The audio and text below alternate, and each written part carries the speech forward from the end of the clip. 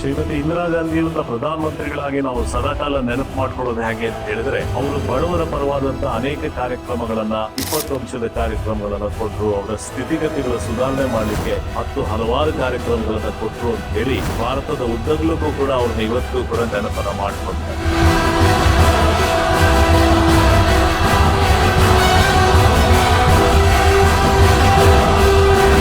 ಅದರ ಜೊತೆಗೆ ಪಾಕಿಸ್ತಾನ ದೇಶದ ಮೇಲೆ ಯುದ್ಧವನ್ನ ಘೋಷಣೆ ಮಾಡಿ ಅವರನ್ನ ಸೆರೆ ಬಡಿದು ಬಾಂಗ್ಲಾದೇಶದ ವ್ಯವಸ್ಥೆಗೂ ಕೂಡ ಶ್ರೀಮತಿ ಇಂದಿರಾ ಗಾಂಧಿ ಅವರು ಕಾರಣಕರ್ತರಾಗ್ತಾರೆ ಅಂತ ಹೇಳಿ ಇವತ್ತು ಕೂಡ ದೇಶದ ಜನರು ನೆನಪನ್ನ ಮಾಡ್ಕೊಳ್ತಾರೆ. ಒಂದು ಗಟ್ಟಿ ವ್ಯಕ್ತಿತ್ವದ ನಾಯಕತ್ವವನ್ನು ಹೊಂದಿದ್ರು. ಅವರ ಕಾಲದಲ್ಲಿ ಗ್ರೀನ್ ರೆವಲ್ಯೂಷನ್, ವೈಟ್ ರೆವಲ್ಯೂಷನ್ ಅಂದ್ರೆ ಹಸಿರು ಕ್ರಾಂತಿ, ಬಿಳಿ ಕ್ರಾಂತಿ, ಹೀಗೆ ಅನೇಕ ಪ್ರಗತಿಪರವಾದಂತಹ ಬ್ಯಾಂಕುಗಳ ರಾಷ್ಟ್ರೀಕರಣ ಮಾಡ್ತಕ್ಕಂಥದ್ದು, ಹೀಗೆ ಹಲವಾರು ಕಾರ್ಯಕ್ರಮಗಳನ್ನ ಅವರು ಜಾರಿಗೆ ತಂದದನ್ನ ಇಡೀ ದೇಶ ಇವತ್ತು ಕೂಡ ಅವ್ರನ್ನ ಸ್ಮರಿಸ್ಕೊಳ್ತಾರೆ. ಹೀಗಾಗಿ ಈ ತರದ ನಾಯಕತ್ವದ ಬಗ್ಗೆ ಮಾತ್ರ ನಮಗೆ ಪರಿಚಯ ಇದೆ ಶ್ರೀಮತಿ ಇಂದಿರಾ ಗಾಂಧಿ.